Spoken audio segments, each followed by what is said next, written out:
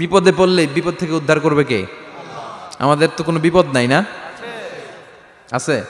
কত বিপদ, হ্যাঁ? রাস্তাঘাটে দুর্ঘটনা হতে পারে, যে কোনো সময় ভূমিকম্পে পড়তে পারি, বজ্রপাত পড়তে পারে না, ঠেড়া পয়রা মানুষ নাই, আছে না নাই? এই বিপদ আপদ থেকে আপনারা রক্ষা করবে কে? যদি আপনি ইস্তেগফারের সাথে আঠার মতো লেগে থাকেন। কিসের সাথে? কথা বলেন। ইস্তেগফারের সাথে লেগে থাকতে পারলে 1 নাম্বার হচ্ছে বিপদে পড়লে আপনারে মুক্ত করে দিবে কে? 2 নাম্বার ওমিন কুল্লি হাম্মিন ফারাজা, যে কোনো ধরনের টেনশন, হাইপার টেনশন থেকে বাঁচায় দিবে কে? আমাদের তো টেনশন মেনশন নাই না? আছে?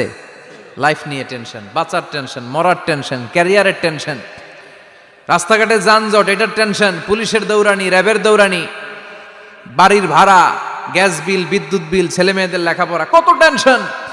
এই সব টেনশন থেকে আপনারে মুক্ত করে দিবে কে?